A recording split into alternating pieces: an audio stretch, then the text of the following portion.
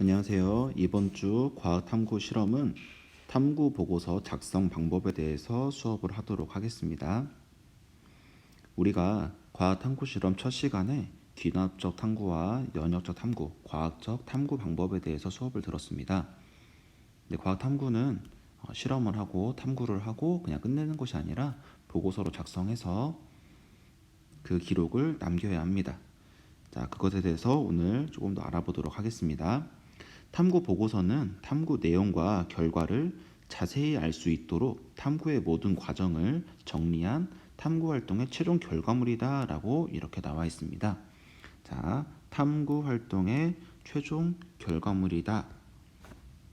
우리가 탐구하는 활동도 물론 중요하지만 이렇게 보고서의 형태로 작성을 해야 내가 무엇을 했고 무엇을 알게 됐고 앞으로 무엇을 해야 할 것인지에 대한 그런 그림이 더 명확하게 그려질 수가 있습니다. 이런 탐구 보고서에는 탐구 주제, 탐구 동기, 탐구 문제, 이론적 배경, 탐구 방법, 결과 및 토의, 결론 및 재현, 참고 문헌 등이 포함이 되어야 합니다. 자, 그런데 이때 실험, 조사, 제작 등의 탐구 유형에 따라서 보고서의 내용은 약간씩 달라질 수 있습니다. 우리는 이번 시간에 다양한 보고서의 형태보다는 기본적인 과학 탐구 보고서 작성에 대해서 배우고 여러분이 조금 다른 실험을 하게 됐을 때, 다른 조사나 제작을 하게 됐을 때는 조금씩 그 형태를 변형하여서 진행하면 되겠습니다. 그리고 탐구 보고서에는 표지를 만들어서 탐구 주제, 탐구 기간, 탐구 장소, 탐구한 사람을 나타내요. 표지만 보더라도 한눈에 누가 언제 어떤 것을 했구나 라는 것을 알 수 있도록 해야 합니다. 그러면 우리 탐구 보고서 작성 방법에 대해서 이제 구체적으로 들어가 보도록 하겠습니다. 먼저 탐구 주제, 제목에 대한 얘기를 하도록 하겠습니다. 전체적인 탐구 내용을 포함하여 주제만 보고도 어떤 탐구를 수행하였는지 짐작할 수 있도록 표현한다 라고 나와 있습니다. 이때 다른 사람의 관심과 호기심을 끌 수 있도록 정하는 것이 좋다라고 우리 교과서 12페이지에 나와 있습니다. 이때 너무 포괄적으로 하는 것보다는 어떤 탐구를 수행하였는지 표현해 주는 것이 좋습니다. 또 여기 첨부된 말처럼 다른 사람의 관심과 호기심을 끌 수 있도록 정하는 것이 좋습니다. 요즘에 이제 코로나 때문에 우리가 많이 걱정도 하고 조심하고 있는데 탐구 제목을 단지 그냥 코로나라고만 한다면 사람들의 흥미를 끌기는 어려울 것입니다. 그래서 코로나에 걸리지 않는 어떤 방법, 코로나가 잘 걸리는 사람들의 특징, 이런 식으로 다른 사람들의 관심과 호기심을 끌면서 조금 더 구체적으로 표현할 수 있는 그런 제목이 좋겠다라고 보시면 되겠습니다. 두 번째, 탐구 동기에 대해서 설명하도록 하겠습니다. 탐구 동기는 탐구 주제를 선정하게 된 계기나 궁금증이 생긴 까닭에 대해서 쓰면 되겠습니다. 우리가 과학 탐구에 대해서 처음 배울 때 관찰과 문제 인식이 과학 탐구에 있어서 아주 중요한 것이다 라고 얘기를 했는데 이 부분에는 내가 이 상황을 왜 궁금하게 됐는지, 왜 이 탐구 주제를 선정하게 됐는지 그것에 대해서 작성을 해주면 됩니다. 모든 탐구는 거기서부터 시작되는 것이기 때문에 이 부분도 탐구 보고서에서 간과할 수 없는 부분이라고 여겨집니다. 그리고 탐구 문제에 대해서는 탐구로 알아보려는 내용을 구체적으로 작성한다라고 나와 있습니다.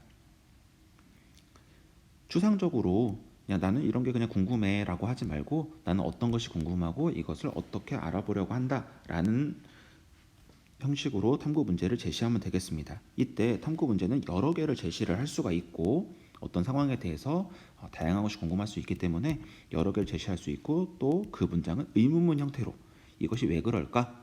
그렇지 않을까? 하는 의문문의 형태로 제시하는 것이 앞으로 탐구를 수행함에 있어서 더 명확한 그림을 그려줄 수 있을 것이라고 여겨집니다. 그 다음은 이론적 배경인데 우리가 어떤 탐구를 할 때 완전히 맨땅부터 탐구를 하는 상황은 그렇게 많지 않습니다. 다른 사람들이 연구를 해놓은 것, 그것을 바탕으로 우리가 그 이상으로 궁금한 것들, 이전의 연구자들이 밝혀내지 못했던 것들을 더 알아보려고 하는 것이 대부분입니다. 그래서 우리는 그 사람들이 이전에 사람들이 어떤 연구를 했는지를 찾아봐야 되는데 탐구를 수행하기 전 탐구와 직접 관련이 있는 자료를 조사하고 조사한 자료에서 자신이 이해한 내용을 정리한다. 이런 보고서를 작성할 때 그냥 자르고 붙여넣기를 하는 것이 아니라 자기가 이해해야 할 내용을 작성을 해야 된다는 점을 여러분들이 꼭 염두에 두시기 바랍니다. 다음 탐구 방법으로는 탐구 문제를 해결하기 위한 방법과 과정을 자세하게 쓴다라고 나와 있습니다. 특히 탐구, 실험 탐구에서는 가설과 변인 설정 과정을 제시를 하고 준비물과 실험 과정 등 실험을 하는데 필요한 내용을 구체적으로 작성한다라고 되어 있습니다. 우리 연역적 탐구를 할 때 가설 설정과 그리고 탐구의 설계 이런 것이 중요하다. 또 그 탐구를 설계할 때 변인을 통제하고 조작하고 그거에 따라서 바뀌는 종속 변인까지 알아보는 것을 우리가 배웠었는데 그 부분들이 명확하게 나타날 수 있도록 탐구 방법에 작성을 해주면 됩니다. 결과 및 토의에서는 수행을 통해서 얻은 결과를 작성을 하면 되는데요. 이때는 표와 그래프를 사용하면 탐구 결과를 간결하게 나타낼 수가 있고 자료가 어떻게 변화하여 가는지를 쉽게 파악할 수가 있습니다. 또 그것뿐만 아니라 필요에 따라서는 도식이나 그림을 통해서 나타낼 수도 있고 또 실험이나 관찰 장면을 사진으로 찍어서 제시할 수도 있습니다. 이때 결과 및 토의에는 표, 그래프 등의 자료를 분석하여 변인 사이의 관계를 해석한 내용을 포함해야 합니다.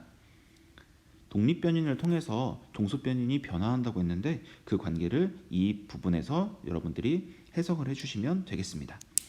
예상과 다른 결과가 나왔거나 오차가 발생하는 경우에는 그 까닭이 무엇인지 제시를 해야 됩니다. 오차는 물론 적을수록 좋습니다. 하지만 오차를 아예 만들지 않으면서 우리가 실험하기는 어려우니까 그 원인을 분석해서 오차를 어떻게 하면 줄일 수 있는지 생각하는 것이 더 중요하다고 말할 수 있겠습니다. 결론 및 재현에서는 탐구 결과를 바탕으로 논리적인 추론을 하는 곳입니다. 우리가 어떤 실험을 했을 때 실험 결과만 가지고 끝내는 것이 아니라 실험 결과가 이렇기 때문에 더 많은 사실들이 이럴 것이다 라고 제시를 하는 부분이 바로 결론 및 재현 부분입니다. 그리고 탐구를 수행하면서 나는 이걸 밝히지 못했지만 이런 부분이 난 더 궁금하다 라고 하는 것을 간단히 작성할 수도 있습니다. 그런데 이때 추론을 할 때 과도한 예측이나 추측, 논리적 비약이나 무리한 주장을 하는 것은 좋지 않습니다. 어느 정도 논리적인 선에서 추론하는 정도로 이 부분을 마무리하면 되겠습니다. 또한 참고 문헌을 작성을 해야 되는데 요즘에 많은 정보들이 우리 주변에 있습니다. 그 정보를 가져다 쓸 수는 있지만 그것이 내 생각이 아니라 다른 사람들이 밝혀낸 것이다 라고 하는 것을 제시를 꼭 해줘야 됩니다. 요즘에는 또 우리 저작권 문제로 세상이 좀 시끌시끌해질 때가 있습니다.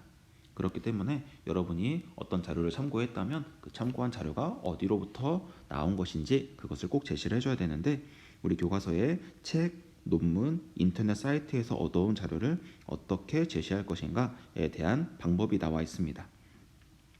여기서 한 가지만 쪽수라는 부분은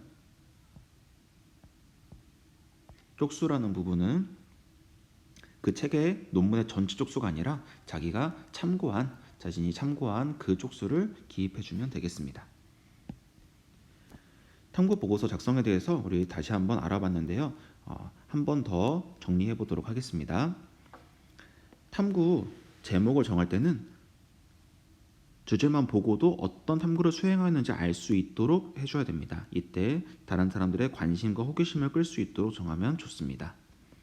탐구 동기에는 선정하게 된 계기나 궁금증에 대해서 작성을 해주면 됩니다. 탐구 문제는 구체적으로 작성을 해야 됩니다. 자신이 알아내려고 하는 내용을 구체적으로 작성한다. 이때 여러 개를 제시할 수 있고요. 그리고 의문문의 형태로 작성한다라고 하는 것을 기억해 주시면 되겠습니다. 이론적 배경, 아까 우리 참고 문헌에 대해서 얘기했는데 특히나 이론적 배경에 이것은 다른 사람들이 먼저 연구한 결과들을 쓰는 부분이기 때문에 참고 문헌에 대해서 꼭 많이 주의해야 되는 부분이라고 볼 수 있겠습니다. 탐구 방법에서는 아까 말했다시피 가설 그리고 변인 설정 과정에 대해 자세하게 작성을 해주면 됩니다. 그리고 준비물과 실험 과정 등에 대해서 구체적으로 작성해주면 되겠습니다.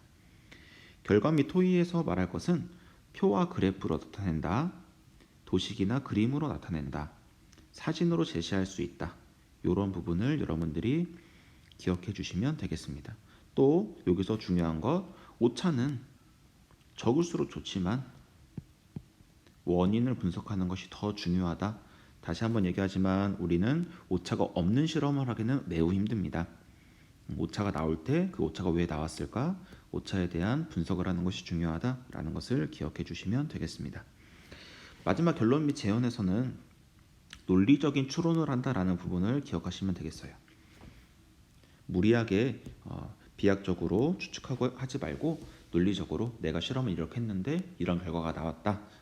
더 이런 것은 더 있을 것 같다라는 정도로 해주시면 되겠습니다. 또한 더 알아보고 싶은 점에 대해서 궁금한 점에 대해서 적을 수가 있습니다. 교과서 13페이지를 보면 탐구 보고서에 실제 예시가 나와 있습니다. 간단하게 보고 수업 마치도록 하겠습니다. 먼저 탐구 주제, 충돌 크리에이터의 형태에 영향을 주는 요소라고 이렇게 나와 있습니다. 무엇을 하려고 하는지 주제를 보고도 바로 알 수가 있습니다. 탐구 동기는 지구나 달 표면에 많은 크리에이터가 존재하는데 전부 형태가 달랐어. 그럼 왜 그럴까? 궁금해졌다. 이것이 바로 탐구 동기라고 얘기할 수가 있겠습니다. 탐구 문제는 충돌 속력이랑 형태에 어떤 관계가 있을까? 물음표, 의문 형태로 남겨서 어떤 것을 내가 지금부터 알아보고자 하느냐 하는 것을 할 수 있고, 이거 말고도 탐구 문제는 더 여러 개의 내용을 제시할 수가 있습니다. 내가 궁금한 것들에 대해서 쭉 제시할 수가 있습니다. 이론적 배경은 내가 알고 있는 것이 아니라 다른 사람들이 밝혀놓은 내용들, 그런 내용들에 대해서 쭉 작성을 했다고 보시면 되겠습니다. 탐구 방법에 가설과 변인 설정 과정은 자세하게 나와 있지 않지만 준비물과 실험 과정에 대해서는 제시가 되어 있습니다. 자, 이 경우에는 가설과 변인 설정을 어떻게 하면 될지를 여러분들이 한번 생각해 보는 것도 좋겠다고 생각이 듭니다. 자, 실험을 한 결과가 나와 있습니다. 이 실험 보고서 같은 경우에는 표의 형태로 정리를 해뒀습니다. 표의 형태로 하면은 줄글로 써 있는 것보다는 조금 더 알아보기가 좋다라고 생각할 수 있을 거예요. 그럼 그 결과에 대해서 이제 밑에 추가 설명을 해두었고요. 그 밑에 보면 오차에 대한 얘기가 나와 있습니다. 오차가 발생했다. 근데 왜 발생을 했는가? 차력에서 쇠고수를 빼낼 때 차력이 딸려왔다. 그래서 정확히 측정할 수 없었다. 그럼 거기서 끝난 것이 아니라 또 바닥을 채우는 물질을 좀 더 점성이 작은 물질로 바꾸면 오차를 줄일 수 있지 않을까라고 이렇게 그 원인까지 분석한 그런 보고서라고 볼 수 있겠습니다. 결론 및 재현에서 실험에 대한 결론을 제시를 했고, 또 각도에 따라서는 어떨까? 더 알아보고 싶다라는 이런 궁금증을 남기면서 보고서를 마쳤습니다. 이 보고서에는 참고문헌은 나와 있지 않습니다. 하지만 여러분 작성하는 보고서에는 꼭 참고문헌이 추가가 돼야 된다는 점 기억하시기 바랍니다. 이번 수업은 탐구보고서에 대한 수업은 여기서 마치도록 하겠습니다.